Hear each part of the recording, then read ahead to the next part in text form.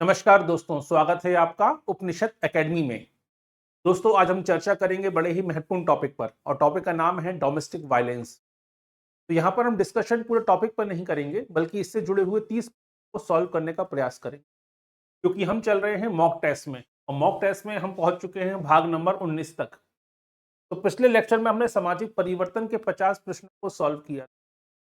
कुछ टॉपिक ऐसे होते हैं जो ज़्यादा क्वेश्चन नहीं बनते हैं, टॉपिक है डोमेस्टिक वायलेंस। लेकिन फिर भी हमने उन 30 प्रश्नों को निकाला है जो अलग-अलग परीक्षाओं के संदर्भ में पूछे जा चुके हैं, घरेलू हिंसा से जुड़े हुए। चलिए, तो शुरुआत करते हैं आज के लेक्चर की। तो डोमेस्टिक वायलेंस को लेकर पहला प्रश्न आपके सामने है।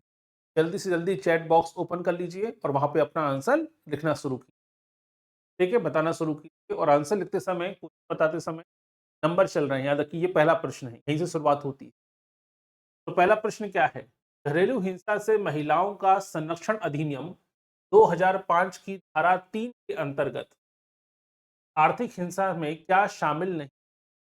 अब देखिए यहाँ पे दो क्वेश्चन बन गए यहाँ पर।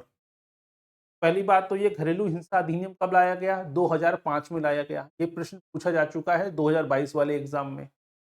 दूसरा प्रश्न, घरेलू हिंसा अधिनियम 2005 की धारा में, याद रखिएगा, आर्थिक हिंसा का उल्लेख किया। आर्थिक हिंसा का उल्लेख कौन सी धारा में किया गया है? धारा 3 में किया गया है। बन गया एक और प्रश्न। ऐसे ही क्वेश्चन निकालना शुरू। क्यू जरूरी नहीं क्वेश्चन वहीं के वहीं रिपीट हो जाए, इसी प्रश्न से एक नया प्रश्न भी बन सकता है।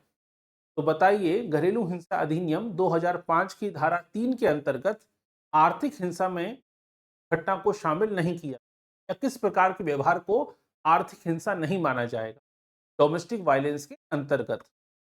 पहला है घरेलू खर्चे के लिए धन देने से इनकार करना, स्त्री धन या महिला की निजी संपत्ति पर जबरन कब्जा करना, बच्चों की उच्च शिक्षा के लिए संयुक्त खाते से पैसा निकालना, रोजगार या व्यवसाय करने में बाधा डालना। जल्दी से जल्दी अपना आंसर बताना शुरू कीजिए। आर्थिक हिंसा में क्या शामिल नहीं है पूछा गया है। देखिए, घरेलू खर्च के लिए पैसा देने से मना करना, यह भी आर्थिक हिंसा है। स्त्री धन या महिला की निजी संपत्ति पर जबरन कब्जा कर लेना, यह भी आर्थिक हिंसा है। रोजगार या व्यवसाय करने में बाधा डालना, यह भी आर्थिक हिंसा है।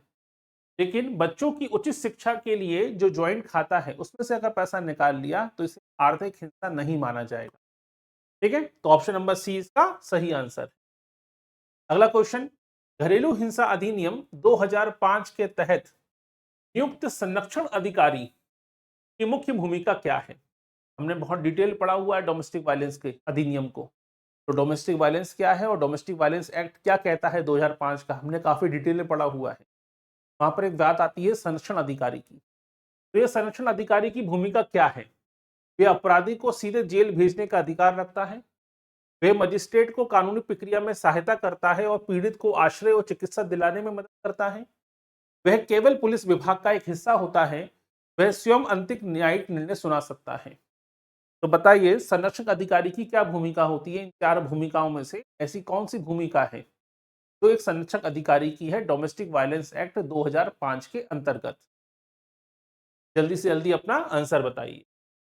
ठीक है, बहुत सही, सभी लोगों ने सही आंसर दिया है। तो बहुत सारे लोग बैठे हैं लेकिन आंसर केवल कुछ लोग देते हैं। इसका मतलब अभी भी बहुत से लोग केवल ठीक है पढ़ ही रहे हैं। ये रिवीजन का दौर है, रिवीजन का समय है। यहाँ पर आप कुछ नया नहीं पढ़ सकते। 50 दिन बचे हैं बस आपके पास। जितना पढ़ लिया उसको याद करना शुरू कीजिए, बस लगाना शुरू कीजिए। ठीक है, सही आंसर है ऑप्शन नंबर बी। अगला क्वेश्चन देखिए, भारतीय न्याय संहिता की कौन सी धारा पति या उसके रिश्तेदारों द्वारा की जाने वाली क्रूरता से संबंधित है? अब ये प्रश्न हमने दहेज अधिनियम, दहेज वाले टॉपिक में भी पढ़ा था। ठीक है, डॉरी एक्ट 1961 में भी हमने ये पढ़ा हुआ है। ठीक है, और भारतीय न्याय संहिता की बात हो रही है क्योंकि अब क्वेश्चन भारतीय दंड संहिता, इंडियन पीनल कोड से नहीं आएंगे, बल्कि भारतीय न्याय संहिता से प्रश्न जाते हैं। ये धाराएं चेंज हो चुकी हैं। धाराओं के प्रावधान नहीं बदले हैं, धाराओं के नंबर चेंज हो चुके। तो भारतीय न्याय संहिता की कौन सी धारा है जो पति या पति के रिश्तेदार द्वारा की जाने वाली क्रूरता से संबंधित है? याद रखिएगा, क्रूरता की परिभाषा एक अलग धारा में है और क्रूरता का उल्लेख जो किया गया है, क्रूरता की बात होती है, वो अलग धारा में इसका उल्लेख किया।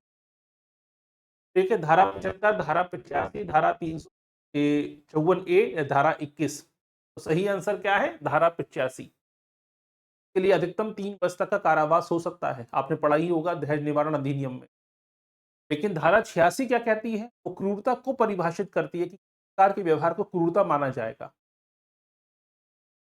अगला प्रश्न है, सुशांत ब्राउन मिलर ने अपनी पुस्तक अगेंस्ट अवर विल में घरेलू हिंसा को किस परिभाषित किया है?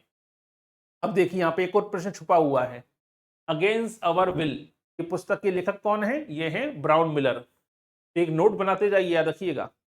पीवाईक्यू सॉल्व करते समय या क्वेश्चन सॉल्व करते समय कुछ डेटा को लिखते जाए कीजिए, जो भी नई चीज मिला कीजिए, क्या करे आपको।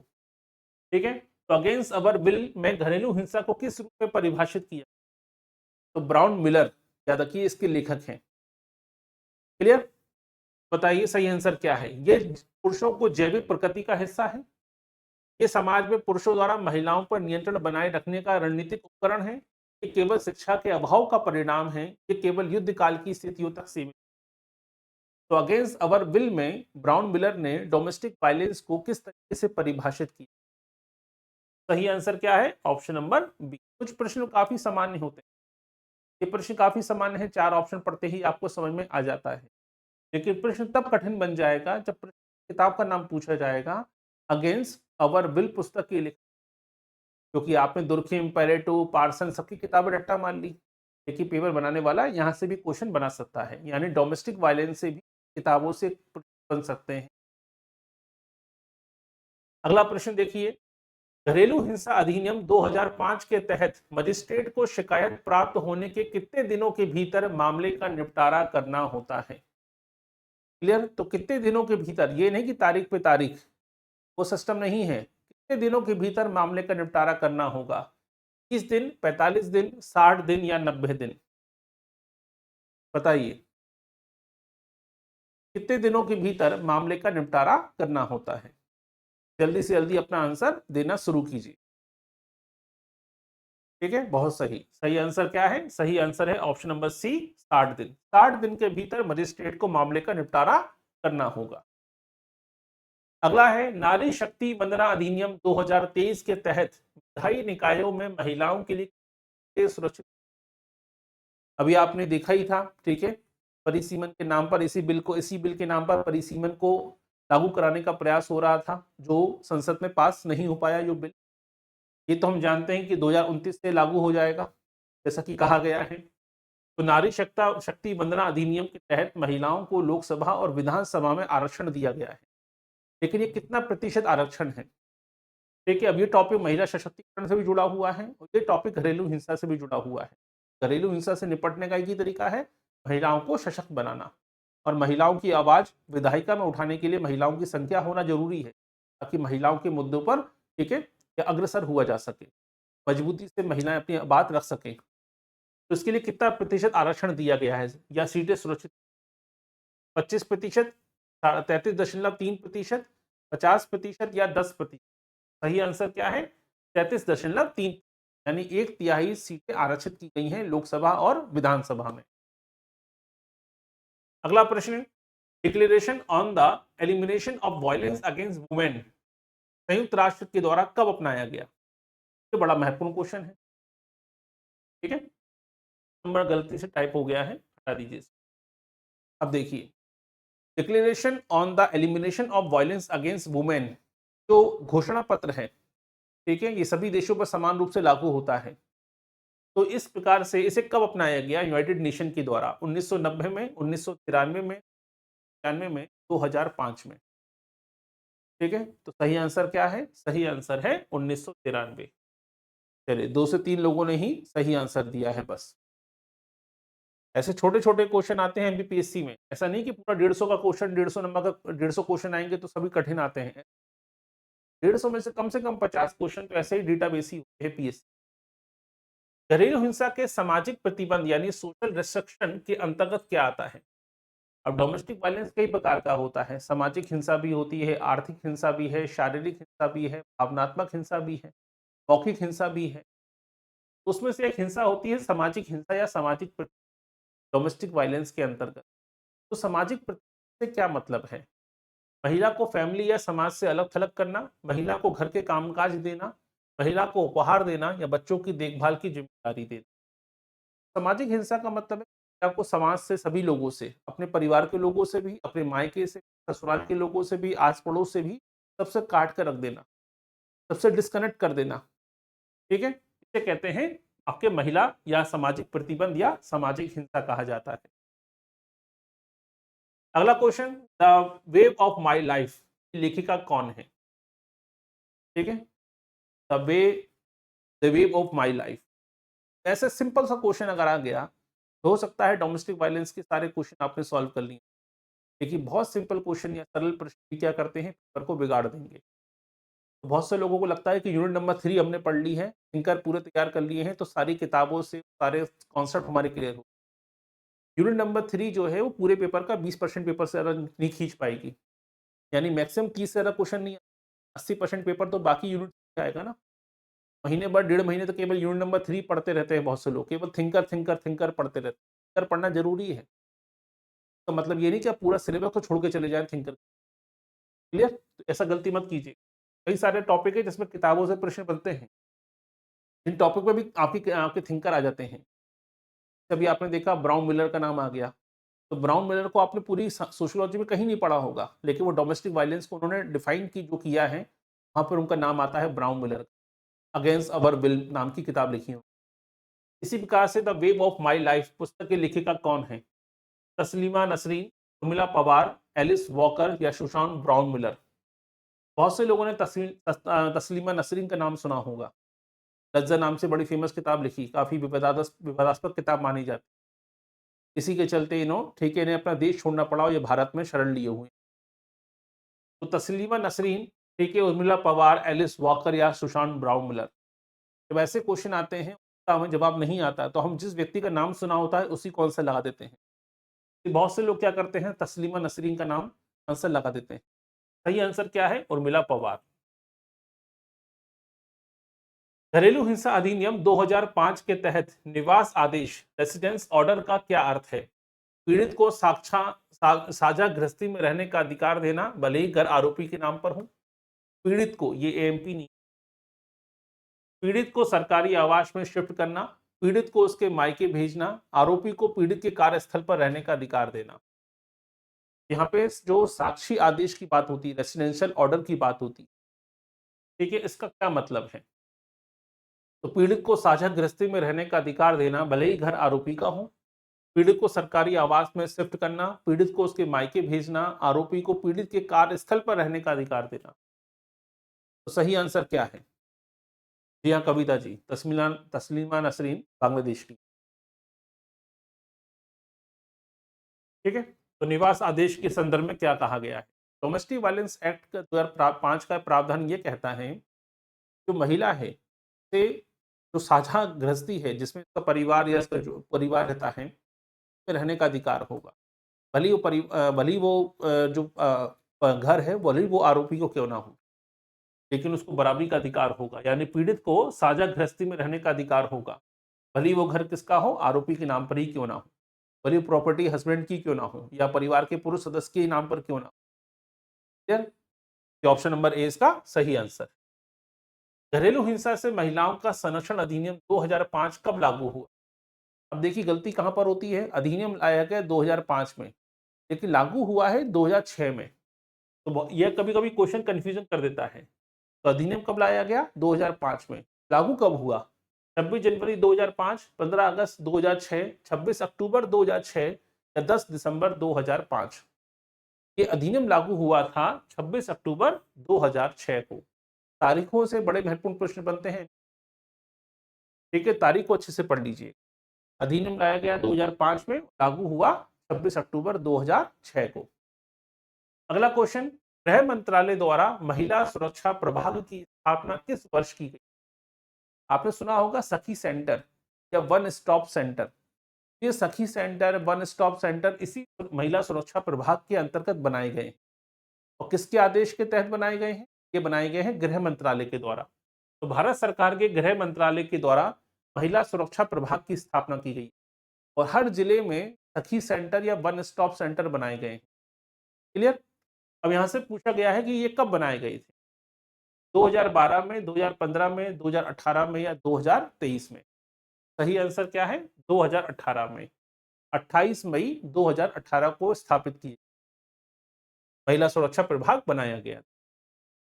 बीजिंग प्लेटफॉर्म फॉर एक्शन 1995 का मुख्य उद्देश्य क्या है? अब देखिए यहाँ से बीजिंग प्लेटफॉर्म या बीजिंग घोषणा पत्र जो आया था वो कब आया था? 1995 में आया था। एक प्रश्न तो यहाँ से ये भी बन सकता है।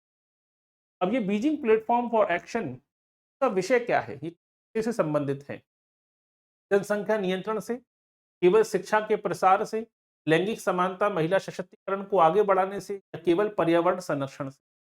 क्योंकि अभी आप डोमेस्टिक वायलेंस पढ़ रहे हैं तो अभी आपके लिए आसान हो गया लगाना आंसर, लेकिन जब एग्जाम हॉल में आप बैठे होते हैं तो ये सारे मुद्दों पर समस्या पैदा होती है, क्योंकि एजुकेशन का मुद्दा भी समाजशास्त्र में है, जनसंख्या का नियंत्रण भी है, पर्यावरण का मुद्दा भी है और लैंगिक समानता भी है। तो अभी तो आपने बड़ा आसानी से आंसर लगा दिया। क्यों? क्योंकि हम डोमेस्टिक वायलेंस की क्वेश्चन देख रहे हैं तो आंसर आपने लगा दिया ऑप्शन नंबर सी।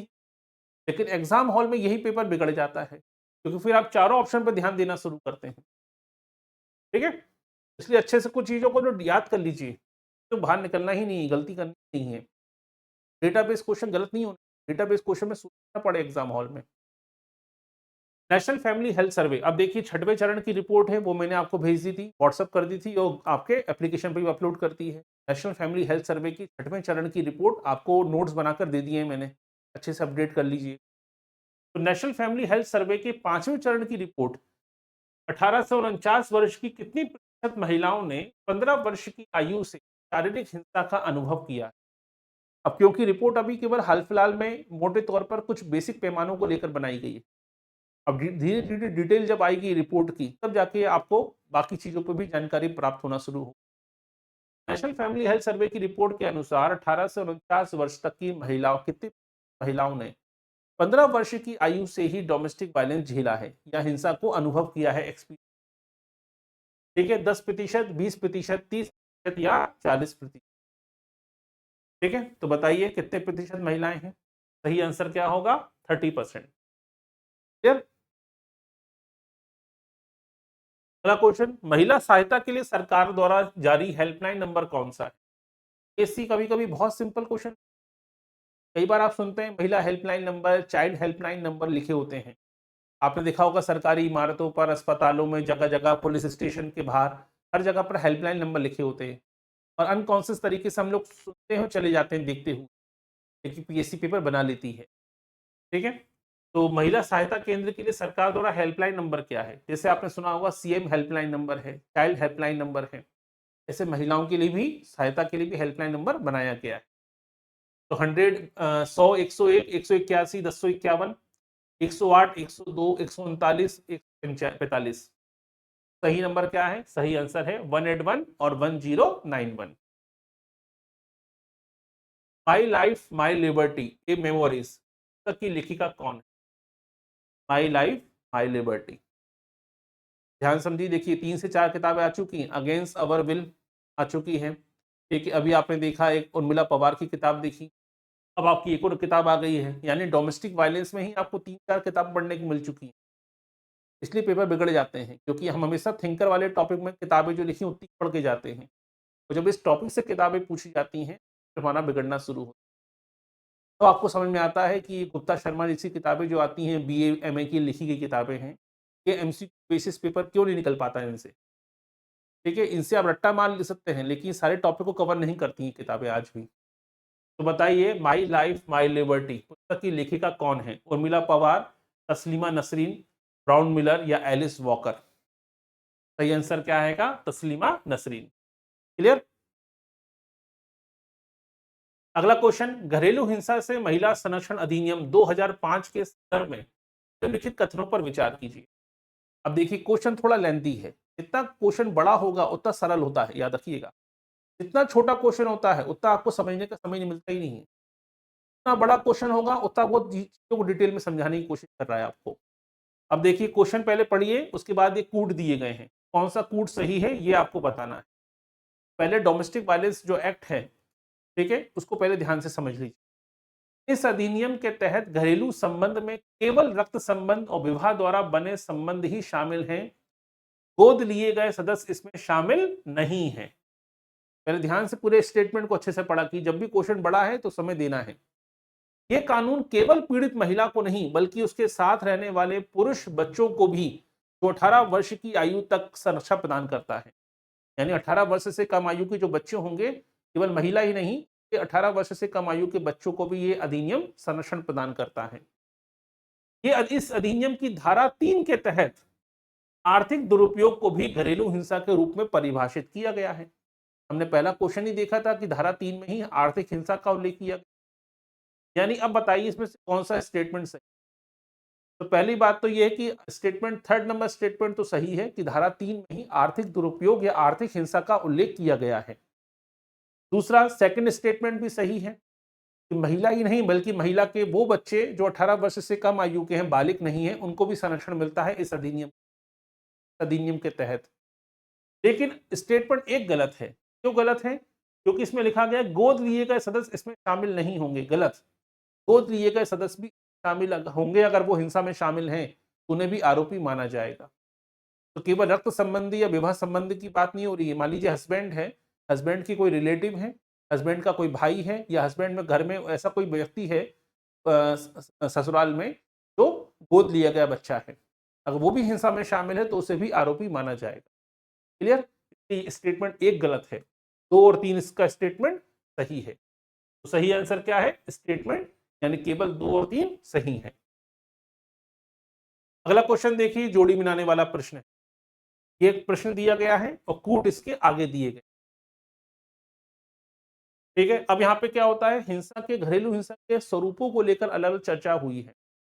बहुत कम किताबों में घरेलू हिंसा के स्वरूपों की बात होती है। ठीक है, ज्यादातर क्वेश्चन नहीं बनते हैं, लेकिन यहाँ से एक हमें तो हमने अब इसको शामिल कर लिया। हो सकता है पेपर कठिन हो जाए, हो सकता है पेपर इस प्रकार से पूछ लिया जाए। भाई, घरेलू हिंसा को लेकर अलग अलग लोगों ने अलग विचार प्रकट किए हैं, अलग तरीकों से अवधारणाएं प्रतिपादित की। अब देखिए यहाँ पे 4 थिंकर हैं, उनकी 4 अवधारणाएं हैं घरेलू हिंसा को लेकर। यहीं से हमारा पेपर बिगड़ जाएगा, इसको अच्छे से नोट कर लीजिए। हिंसा का चक्र, सीखी हुई लाचारी, संघर्ष, टैक्टिकल स्किल और शक्ति और नियंत्रण का पहिया। डोमेस्टिक वायलेंस को लेकर कुछ शब्दावली स्थापित की है, कुछ अवधारणाएं प्रतिपादित की। हिंसा का चक्र की जब बात आती है, कि हिंसा का जो चक्र है, ये कॉन्सेप्ट दिया है किसने? लेनर वॉकर ने दिया। सीखी हुई लाचारी की जब बात आती है तो लेनोर वॉकर का नाम भी आता है और मार्टिन सेलिगैन का नाम भी आता है। संघर्ष, टैक्टिकल स्किल की जब बात आती है, ठीक है, तो बात आता है मरे स्ट्रॉस का। और आखिर में शक्ति और नियंत्रण का पहिया, ये कौन है? एलन पेस। यानी सही आंसर क्या है? 3, 4, 1, 2। तो आपको ये पढ़ने को कहाँ मिलेगा? ये पढ़ने को मिलेगा आपको इग्नू के नोट्स में। ये पढ़ने को मिलेगा आपको उत्तराखंड ओपन यूनिवर्सिटी जो है के नोट्स आते हैं उसमें मिलेगा पढ़ने को। बहुत कम किताबों में इसका उल्लेख मिलता है। सही आंसर क्या होगा? Option number A, 4, 1, 2। अगर आपने अभी तक नहीं पढ़ा है तो कम से कम अपने नोट्स में, अपनी डायरी में, अपनी नोटबुक में इसको जरूर नोट कर लीजिए। हो सकता है किसी अवधारणा से डायरेक्ट क्वेश्चन पूछ लिया जाए। अगला क्वेश्चन, घरेलू हिंसा के सामाजिक सांस्कृतिक कारणों के संदर्भ में निम्नलिखित में कौन सा कारक उत्तरदायी माने जाते हैं? तो कई सारे कारण हैं डोमेस्टिक वायलेंस के। सामाजिक सांस्कृतिक कारणों में कौन सा कारण शामिल है? अंतःपीढ़ी संचरण सिद्धांत, जो ये मानता है कि बचपन में हिंसा देखने वाले बच्चे बड़े होकर हिंसक व्यवहार अपना सकते हैं। समाज में मर्दांगनी का वह कर्मकता और नियंत्रण को पुरुष का अनिवार्य हिस्सा मानता है। महिलाओं का आर्थिक रूप से पूरी तरह से आत्मनिर्भर होना हमेशा घरेलू हिंसा को पूर्णतः समाप्त कर देता है। तो बताइए ऐसा कौन सा विचार है जो सही है अपने आप? पहला विचार तो सही है, अंतःपीढ़ी संचरण सिद्धांत। अगर बेटे ने अपने पिता को, माँ को मारते हुए देखा है तो बेटा भी अपनी पत्नी को मारेगा, क्योंकि उसने यही देखा है, इसी को ही सही माना है। यानी आपने उसके सामने एक ऐसा आइडल पेश किया है, वो भी यही काम करे। यानी पहला आंसर तो सही है। दूसरा, समाज में कहीं ना कहीं माना जाता है कि पुरुषत्व का मतलब होता है मर्द होना। मर्द होना मतलब जो मारपीट कर सके, जो कंट्रोल में रखे, जो हिंसात्मक हो। समाज में परिभाषा ही ये तय कर दी गई। यानी ये भी कारण सही है। लेकिन तीसरा कारण सही नहीं। ये कहना कि अगर महिला पूरी तरह से सेल्फ डिपेंड हो गई है तो डोमेस्टिक वायलेंस नहीं होगा, ऐसा नहीं है। कई महिलाएं हैं जो नौकरी कर रही हैं, गवर्नमेंट जॉब में हैं, लेकिन फिर भी घरेलू हिंसा का शिकार हैं। ये कहना कि महिलाएं अगर आत्मनिर्भर हो जाती हैं तो डोमेस्टिक वायलेंस नहीं होगा, ये अपने आप में गलत है। यानी सही आंसर क्या है? सही आंसर है ऑप्शन नंबर सी। यानी एक और दो सही, ऑप्शन गलत है। ठीक है, क्लियर सभी को? प्रॉपर तरीके से वॉइस आ रही है सभी को? तो ऑडियो वीडियो में कोई प्रॉब्लम हो तो बताइएगा। चलिए अगला क्वेश्चन देखें। भारत में घरेलू हिंसा से महिला संरक्षण अधिनियम 2005 एक दीवानी कानून है, ना कि विशुद्ध रूप से आपराधिक कानून। अब यहां से पेपर बिगड़ेगा, क्योंकि थोड़ी सी टर्मोलॉजी या कहीं ना कहीं शब्दावली का खेल चलेगा। भारत में घरेलू हिंसा से महिला संरक्षण अधिनियम 2005 एक दीवानी कानून है, ना कि विशुद्ध रूप से आपराधिक कानून। कारण, इस अधिनियम का प्राथमिक उद्देश्य पीड़ित महिला को सुरक्षा आदेश, निवास आदेश, मौद्रिक राहत प्रदान करने के तुरंत राहत पहुंचाना है और पुनर्वास करना है, ना कि अपराधी को दंडित करना। अब ध्यान समझिए, पहले कॉन्सेप्ट को समझ लीजिए ताकि चीजें क्लियर हो जाएं। डोमेस्टिक वायलेंस एक्ट महिलाओं के संरक्षण से जुड़ा हुआ है। याद रखिएगा, वो दंड देने का प्रावधान नहीं है। दंड तो भारतीय न्याय संहिता के तहत मिलेगा। घरेलू हिंसा अधिनियम दंड का प्रावधान नहीं है, वो पीड़ित पक्ष को न्याय दिलाने की बात करता है।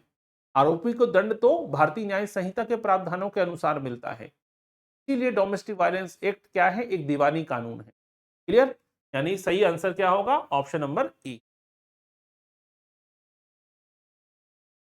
का मतलब ये नहीं कि जो हस्बैंड है या जो अपराधी है, आरोपी है, उसको दंड नहीं मिलेगा। दंड तो मिलेगा उसको, लेकिन वो भारतीय न्याय संहिता के माध्यम से मिलेगा, ना कि इस अधिनियम के अंतर्गत। अगला देखिए, PWDVA यानी prevention of women domestic violence act, यानी ये फुल फॉर्म है पूरा। 2005 का अधिनियम की बात हो रही है। साझा गृहस्थी की अवधारणा के संदर्भ में क्या शर्त है? तो घरेलू हिंसा अधिनियम 2005 में जो साझा गृहस्थी की बात होती है, ठीक है, उसके संदर्भ में क्या शर्त है? साझा गृहस्थी का अर्थ केवल वही घर है जो संयुक्त रूप से पति और पत्नी के नाम पर पंजीकृत। इसमें वह घर भी शामिल है जो पीड़ित महिला के पति के परिवार का हिस्सा हो, भले ही उसके पति का कोई कानूनी हिस्सा उसमें ना हो। सर्वोच्च न्यायालय के सतीश चंद्र आहूजा बनाम स्नेहा आहूजा के ऐतिहासिक निर्णय के बाद साझा गृहस्थी के अधिकारों का दायरा विस्तृत। अब बताइए इसमें से कौन सा स्टेटमेंट सही है? कि आपके कूट दिए गए हैं। ठीक है, पहले पहले ध्यान समझिए आराम से। घरेलू हिंसा अधिनियम में साझा गृहस्थी को किस तरीके से पेश किया गया है?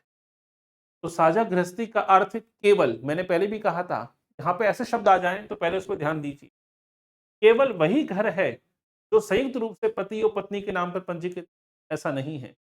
ठीक है, ऐसा कंपलसरी नहीं है कि साझा गृहस्थी का मतलब वो घर होगा जो हस्बैंड वाइफ दोनों के नाम पर हो।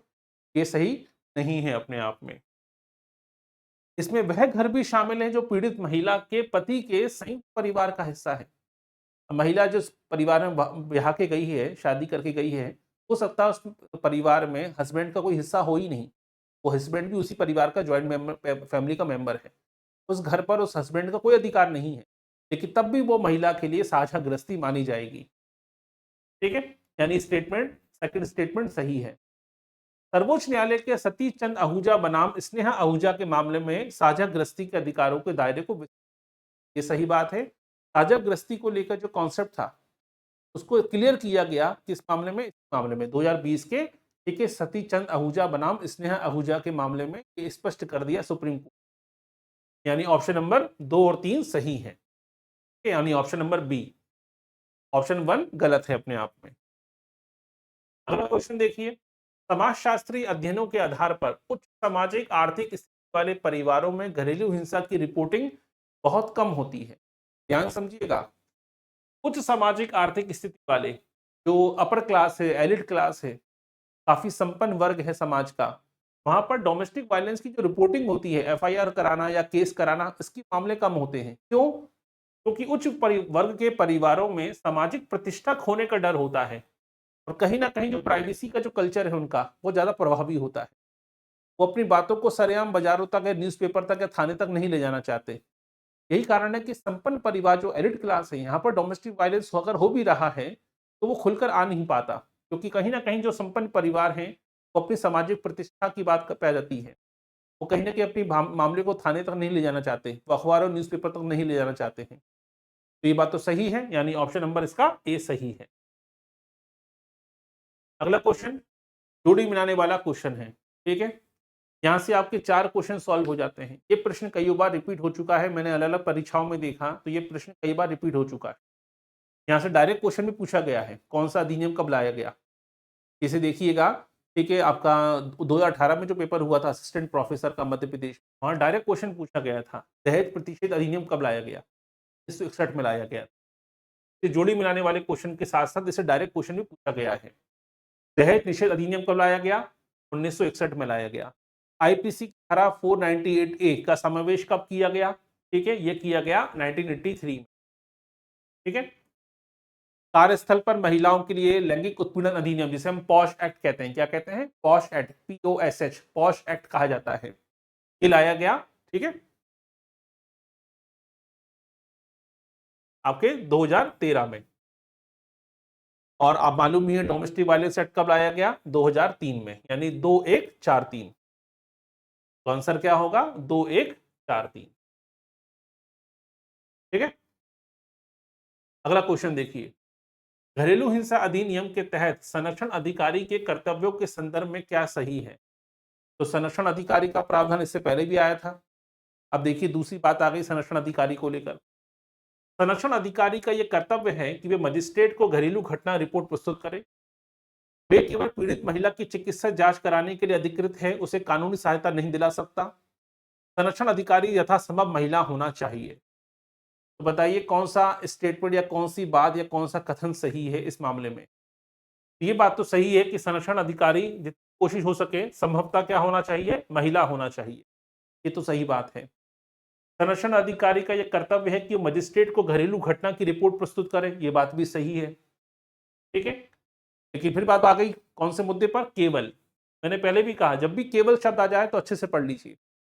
वह केवल पीड़ित महिला की चिकित्सा जांच कराने के लिए अधिकृत है, कानूनी सहायता के लिए नहीं, ये गलत है। चाहे वो इसको कोई मेंटल सपोर्ट करना हो, ठीक है, भावनात्मक सपोर्ट करना देना हो, कानूनी सहायता देनी हो, ठीक है, उसका पुनर्वास करना हो, तो को वन स्टॉप सेंटर तक पहुंचाना हो, कोई लीगल सहायता देनी हो, चिकित्सा मेडिकल सहायता देनी हो, ठीक है, किसी प्रकार की काउंसलिंग करनी हो, हर प्रकार के अधिकार हैं संरक्षण अधिकारी को। यानी ऑप्शन नंबर बी इसका सही आंसर नहीं, सॉरी ऑप्शन 2 गलत है, यानी 1 और 3 सही है। ठीक है, ऑप्शन नंबर सी इसका सही आंसर है, 1 और 3। अगला क्वेश्चन देखिए, गैस लाइटिंग जो घरेलू हिंसा का अत्यंत और मनोवैज्ञानिक स्वरूप है, इसका मुख्य उद्देश्य क्या है? अब यहां से क्वेश्चन आया है शब्दावली से, गैस लाइटिंग क्या है? 1945 में फिल्म आई थी गैस लाइटिंग। ठीक है, उसका फिल्म का नाम था गैस लाइट। उसी से ये अवधारणा निकल के आई है। इसे सामान्यतः मनोविज्ञान में पढ़ाया जाता है, साइकोलॉजी में। अब लेकिन साइकोलॉजी और सोशियोलॉजी में दोनों में संबंध हुआ 1970 में। 1970 में ब्रांच उभर कर सामने आई, इसे हम कहते हैं सोशल साइकोलॉजी, सामाजिक मनोविज्ञान। इसलिए आजकल देखिए कई लोग सोशियोलॉजी में या सोशल वर्क नहीं पढ़ते, वो सोशल साइकोलॉजी पढ़ते हैं। सोसाइटी और साइकोलॉजी, सोशियोलॉजी और साइकोलॉजी दोनों का मिक्सचर हो जाता है। वहां पर गैस लाइटिंग को पढ़ाया जाता है। अब ये गैस लाइटिंग है क्या? पीड़ित को शारीरिक रूप से पंगु बना देना, पीड़ित के आत्मसंदेह को इस तरह से इस हद तक बढ़ा देना कि वे अपनी ही याददाश्त, धारणा और मानसिक स्थिति पर शक करने लगे, पीड़ित की संपत्ति को जबरन अपने नाम पर करवा लेना और परिवार के सदस्यों के बीच आर्थिक संसाधन का समान वितरण। गैस लाइटिंग होता क्या है? गैस लाइटिंग को थोड़ा इस तरीके से समझिए।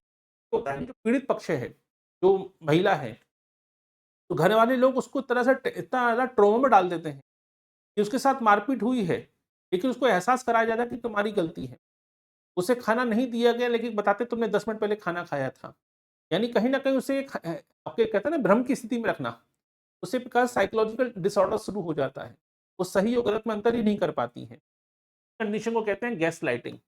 यानी कहीं न कहीं वो अपने ऊपर ही संदेह करने लगती है। ठीक है? अपनी ही याददाश्त, अपनी धारणा, अपने मानसिक स्थिति पर ही शक करने लगती है। क्लियर? यानी उसको चोट पहुँचाई गई है, उसको ये एहसास कराया गया तुमने खुद अपने आप को चोट पहुँचाई। क्लियर? तो इस प्रकार से मानसिक टॉर्चर किया जाता है, ट्रॉमा देना, मेंटल ट्रॉमा देना, मेंटल टॉर्चर करना, ये कहलाता है gaslighting. Option number B इसका सही आंसर। ठीक है, अगला देखिए, घरेलू हिंसा अधिनियम 2005 के तहत मजिस्ट्रेट द्वारा दिए जा सकने वाले आदेशों के संदर्भ में कौन सा कथन सही है? याद रखिए, सही कथन पूछना है कि मजिस्ट्रेट किस मामले तक अपना डिसीजन सुना सकते हैं या किस मामले तक इंटरफेयर कर सकते हैं। मजिस्ट्रेट पीड़ित के पक्ष में निवास आदेश जारी कर सकता है, जिसके तहत उत्तरदाता को साझा घर से खुद को हटाने का निर्देश भी दिया जा सकता है। मजिस्ट्रेट उत्तरदाता को पीड़ित महिला को मौद्रिक राहत देने का आदेश दे सकता है। इस अधिनियम के तहत मजिस्ट्रेट बच्चों की कस्टडी के लिए कोई अंतरिम आदेश जारी नहीं कर सकता। ठीक है, अब यहां पे देखिए ठीक है, तो यहाँ पे ध्यान समझिए मजिस्ट्रेट क्या क्या कर सकते हैं। पहली बात तो मजिस्ट्रेट ये कह सकते हैं कि जो साझा निवास है, साझा गृहस्थी है, उसमें महिला रहेगी और आरोपी को वहां से अलग हटने का आदेश भी दे सकता है। दूसरा, आरोपी को यानी उत्तरदाता को, रिस्पॉन्ड को कह सकता है कि आप मौद्रिक सहायता दीजिए, ठीक है, गुजारा भत्ता या मुआवजा दीजिए। और तीसरा, ये आदेश भी दे सकता है कि बच्चे किसके साथ रहेंगे। ये कहना कि बच्चों की कस्टडी के संदर्भ में कोई आदेश नहीं दे सकता, ये गलत है अपने आप। तो क्वेश्चन पूछा गया सही क्या है, तो 1 और 2 सही है लेकिन 3 गलत है। यानी सही आंसर क्या होगा? ऑप्शन नंबर सी, 1 और 2। अगला क्वेश्चन देखिए, कोविड-19 महामारी के दौरान दुनिया भर में घरेलू हिंसा के मामलों में अचानक तीव्रता बढ़ गई। संयुक्त राष्ट्र संघ द्वारा इसे क्या नाम दिया गया? भाई, डोमेस्टिक वायलेंस बहुत तेजी से बढ़ा क्योंकि भाई लोगों की नौकरी चली गई, लोग घरों में आ गए, वर्क फ्रॉम होम करने लगे। ठीक है, अब समस्या है कि इसकी शिकार कौन हुई? इसकी शिकार हुई महिलाएं। अभी तक महिलाएं केवल सुबह और शाम किचन में थी, लेकिन अब domestic violence, sorry, work from home चल रहा है, लोगों की नौकरियां चली गई हैं, ईएमआई आ रही है, काम कुछ है नहीं, सब कुछ लॉकडाउन लगा है, व्यापार ठप हो चुका है, तो सारी भड़ास किस पे निकली? महिलाओं पे निकली। यही कारण दुनिया भर में, केवल भारत में नहीं, दुनिया भर में डोमेस्टिक वायलेंस के केस बढ़ते हुए देखे गए, रजिस्टर्ड होते हुए देखे। इसी को नाम क्या दिया गया? यूनाइटेड नेशन ने क्या नाम दिया? Silent pandemic, shadow pandemic, hidden crisis या डोमेस्टिक टेरर। तो सही शब्द क्या है? बहुत से लोग लगाएंगे साइलेंट, जबकि सही आंसर है शैडो पैंडेमिक। तो शैडो पैंडेमिक शब्द का नाम दिया गया था इस प्रकार की बढ़ती हुई डोमेस्टिक वायलेंस को, जो कोरोना के समय बढ़ी थी दुनिया भर के सभी समाजों में। घरेलू हिंसा के मनोवैज्ञानिक प्रभावों के संदर्भ में निम्नलिखित कथनों पर विचार कीजिए। पीड़ित महिलाएं अक्सर post traumatic stress disorder PTSD का शिकार हो जाती हैं। सही बात है। स्टॉकहोम सिंड्रोम के तहत पीड़ित महिला अपने ही उत्पीड़क के प्रति सहानुभूति या भावनात्मक जुड़ाव महसूस करने लगती है। मनोवैज्ञानिक प्रभाव केवल पीड़ित महिला तक सीमित रहता है, घर के बच्चों पर इसका कोई असर नहीं पड़ता। तो बताइए, अब ये दिए गए हैं कूट, ठीक है, तो बताइए इसमें कौन सा सही स्टेटमेंट है? पहली बात तो ये कि जब भी घरेलू हिंसा होती है, ये तो सही बात है कि महिलाएं, ठीक है, पीटीएसडी यानी पोस्ट ट्रॉमेटिक स्ट्रेस डिसऑर्डर की मरीज हो जाती हैं, शिकार हो जाती हैं, मरीज तो नहीं कहेंगे, शिकार हो जाती हैं। दूसरा, ये बात भी सही है, देखिए यहाँ पे एक और महत्वपूर्ण शब्दावली है, स्टॉकहोम सिंड्रोम। स्टॉकहोम राजधानी है, आपको मालूम ही है। तो स्टॉकहोम सिंड्रोम क्या है? इसमें जो महिला है, जिसको उसका हस्बैंड पीट रहा है, मार रहा है, डोमेस्टिक वायलेंस कर रहा है, उसी के प्रति क्या होता है? एक भावनात्मक लगाव भी होता है। यानी वो मार भी रहा है, उसके प्रति लगाव भी है। कहीं ना कहीं अपनी कमी, उसकी कमी नहीं दिख रही है, लग रहा है कि मुझ में कोई कमी है इसलिए मुझे मारा जा रहा है, तो अपने उत्पीड़क के प्रति ही भावनात्मक लगाव पैदा हो जाता है। इसे कहते हैं स्टॉकहोम सिंड्रोम। कभी कभी शब्दावली से भी क्वेश्चन पूछा जा सकता है। लेकिन महत्वपूर्ण यह है कि ये क्या मनोवैज्ञानिक प्रभाव केवल महिला तक होता है, उसके बच्चों तक नहीं पहुंचता है, उसके बच्चों तक भी इसका प्रभाव पहुंचता है। यानी ऑप्शन नंबर 1 और 2 तो सही है, लेकिन ऑप्शन नंबर 3 सही नहीं है। ठीक है, यानी 1 और 2 सही है, ऑप्शन नंबर सी, केवल 1 और 2। अब यहाँ पे देखिए, घरेलू हिंसा के प्रकारों से क्वेश्चन पूछा गया है और यहाँ पे दिए गए हैं आपको 4 कूट। आर्थिक हिंसा, भावनात्मक हिंसा, मौखिक हिंसा या शारीरिक हिंसा। सबसे पहले हम बात करें आर्थिक हिंसा की। आर्थिक हिंसा का मतलब क्या होगा? भाई, आर्थिक हिंसा का मतलब क्या हुआ? महिला के वेतन को जबरन छीन लेना, खर्चे के लिए पैसा न देना, यही आर्थिक हिंसा होती है। ठीक है। भावनात्मक हिंसा की बात हम करें, भावनात्मक हिंसा का मतलब क्या होगा? महिला के चरित्र पर लांछन लगाना, लगातार अपमानजनक व्यवहार करना, या महिला को उसके मायके वालों से बात करने से, मिलने से रोकना, ये क्या कहलाएगा? भावनात्मक हिंसा, यानी बीता। की बात करें मौखिक हिंसा, मौखिक हिंसा का मतलब क्या हुआ? ठीक है, अपमानजनक शब्द का इस्तेमाल करना, गाली गलौज करना, ये कहलाता है मौखिक हिंसा। और शारीरिक हिंसा का मतलब धक्का देना, थप्पड़ मारना, ठीक है, वस्तुओं को फेंक कर मारना, ये हो गया शारीरिक हिंसा। यानी 2 1 3 4। तो सही आंसर क्या होगा? 2 1 3 4। क्लियर?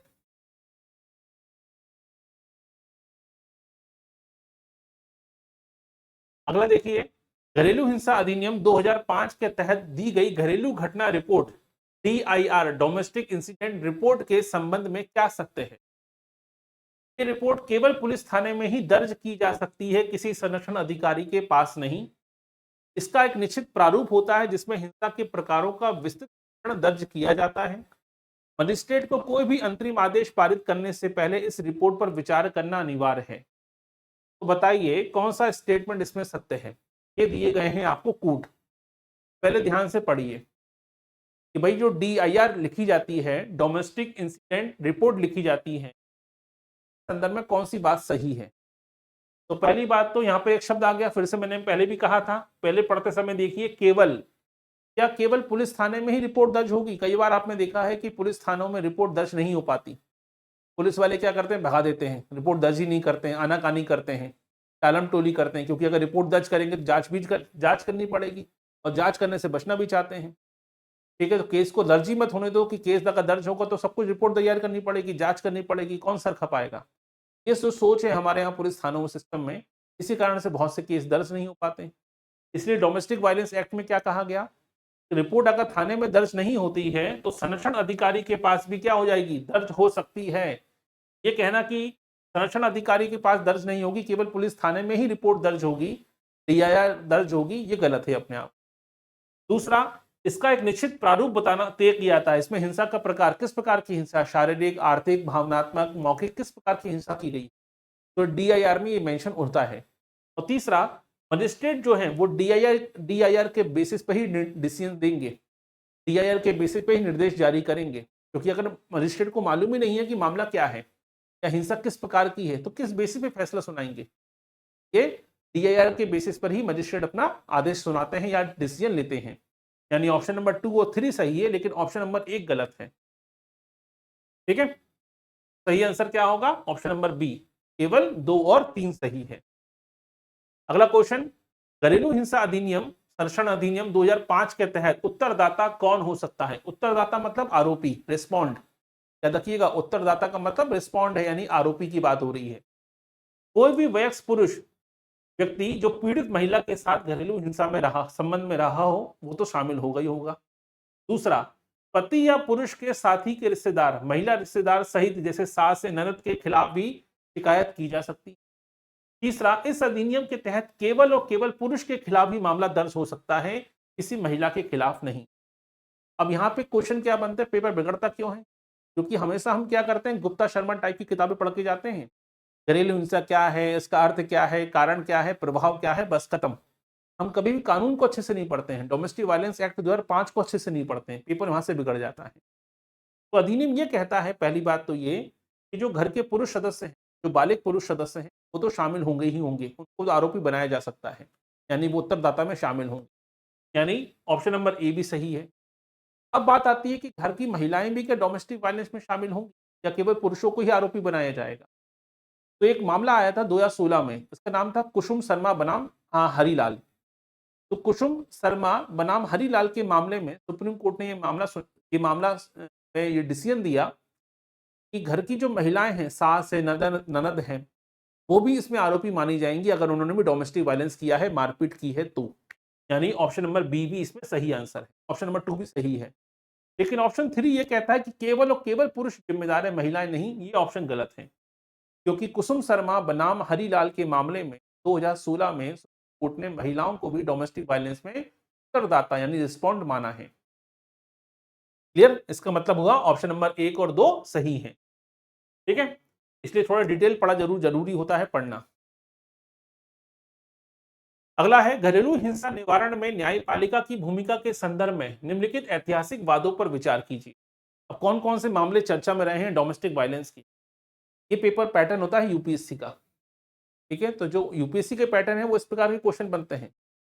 लेकिन कभी कभी पेपर, क्योंकि पीएससी पेपर चुराती है, बनाती तो है नहीं, उठाती है, हो सकता है यूपीएससी पेपर से कहीं से क्वेश्चन उठा लिए जाए। ध्यान समझिएगा, ललिता कुमार ललिता कुमारी बनाम उत्तर प्रदेश राज्यवाद का संबंध सीधे घरेलू हिंसा की दीवानी प्रकृति से है। कमलेश देवी बनाम जयपाल 2019 मामले में सुप्रीम कोर्ट ने स्पष्ट किया कि बिना किसी घरेलू संबंध के केवल अस्पष्ट आरोपों के आधार पर घरेलू हिंसा अधिनियम के तहत कार्रवाई नहीं की जा सकती। संदीप चौधरी बनाम राज्य बाद वैवाहिक अधिकारों से जुड़ा हुआ है। अब यहाँ 3 मामले हैं, उसके संबंध में पूछा गया है कौन सा मामला सही है। ध्यान समझिएगा, अगर आपने डिटेल नहीं पढ़ी है तो एक बार नोट्स को अच्छे से पढ़ लीजिए। नोट्स में सारे मामले उल्लेखित किए गए हैं। तो ऑप्शन बी और ऑप्शन 2 और 3 तो सही बात है, लेकिन ऑप्शन 1 गलत है। क्यों? क्योंकि ललित कुमारी बनाम उत्तर प्रदेश राज्य के मामले में घरेलू हिंसा को दीवानी प्रकृति का है या नहीं, ये डिसाइड नहीं किया गया है, बल्कि ये डिसाइड किया गया है कि एफआईआर हो सकती है कि नहीं हो सकती, और एफआईआर का तरीका क्या होगा। एफआईआर के मुद्दे पर यह मामला उभर कर सामने आया था, ना कि मामला दीवानी है कि फौजदारी है। ये ऑप्शन नंबर 1 इसमें सही नहीं है, केवल 2 और 3 सही हैं, यानी option number C. Satish Chandra Ahuja बनाम स्नेहा आहूजा के मामले में सर्वोच्च न्यायालय के निर्णय का मुख्य आधार क्या है? अभी आपने पढ़ा था, सतीश चंद्र आहूजा और स्नेहा आहूजा के मामले की बात हुई थी। तो साझा गृहस्थी का अधिकार केवल पति की निजी संपत्ति तक है। केवल शब्द आ गया, मतलब ये तो हो ही नहीं सकता। पति की निजी संपत्ति तक ऐसा नहीं होता है, संयुक्त परिवार वाला भी कॉन्सेप्ट आता है इसमें उभरकर। महिला का साझा गृहस्थी में रहने का अधिकार उसके पति के स्वामित्व वाली संपत्ति तक सीमित नहीं है, इसमें ससुराल का घर भी शामिल है। भले ही भाई हस्बैंड जिस घर में रहता है, भले ही वो उसके नाम पर हो या ना हो, अगर उसको ससुराल पक्ष है तो उसमें भी रहने का अधिकार होगा। यदि घर सास ससुर के नाम पर है तो महिला वहां रहने का कोई कानूनी अधिकार नहीं होगा, ये गलत है। तो ये निर्णय केवल कामकाजी महिलाओं तक लागू होता है, ये बात भी गलत है। यानी सही आधार क्या है? सही आंसर है ऑप्शन नंबर। तो सुप्रीम कोर्ट ने इस मामले में यही आपका निर्णय सुनाया कि ऐसा कोई नियम नहीं है कि हस्बैंड के नाम पर प्रॉपर्टी होगी या सास ससुर के नाम पर प्रॉपर्टी है तो उसे साझा गृहस्थी में शामिल नहीं माना जाएगा। सब बातों को क्लियर कर दिया किसने? सुप्रीम कोर्ट ने इस मामले में। अगला question, national family health survey 5वें चरण के आंकड़ों के संदर्भ में कौन सा कथन असत्य है? भारत में घरेलू हिंसा की दर 31.2% से घटकर 29.3 हो गई है। लगभग 6% महिलाओं ने अपने जीवन काल में यौन हिंसा का अनुभव किया है। 18 से 49 वर्ष की लगभग 50% महिलाओं ने 15 वर्ष की आयु से शारीरिक हिंसा का अनुभव किया है। लगभग 1/3 महिलाओं को शारीरिक या यौन हिंसा का सामना करना पड़ा है। अब इसमें देखिए क्वेश्चन क्या है, कौन सा कथन कथन असत्य है, यानी बाकी 3 कथन सत्य हैं, उन 3 कथन को अपने नोट्स में लिख लीजिए, हो सकता है वहां से प्रश्न बन जाए। तो सही आंसर क्या है? ऑप्शन नंबर सी, क्योंकि ये क्वेश्चन अभी हमने पढ़ा भी था इससे पहले भी, क्योंकि मामला 50% नहीं है, 30% की बात है।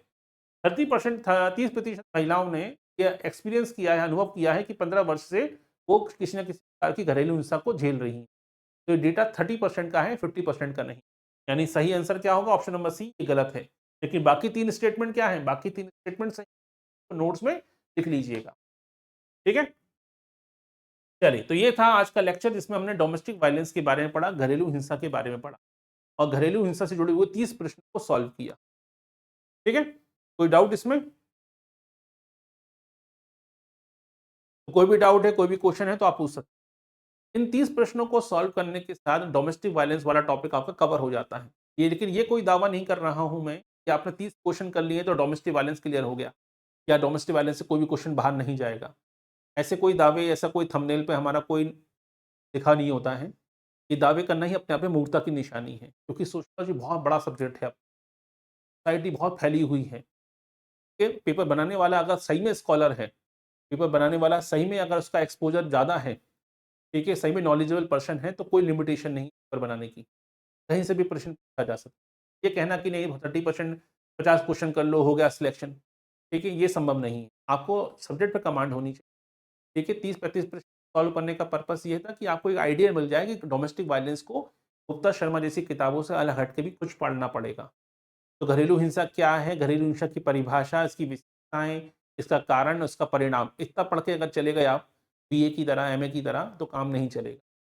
आपको डोमेस्टिक वायलेंस एक्ट की धारा क्या कहती है ये भी मालूम होना चाहिए। 3 किताबें बड़ी महत्वपूर्ण आई, ठीक है, चाहे ब्राउन मिलर की किताब की बात हम करें, उर्मिला पवार की हम किताब की बात करें, या तस्लीमा नसरीन की किताबों की हम बात करें, 3 किताबें आपके इस टॉपिक में आपको पढ़ने को मिली।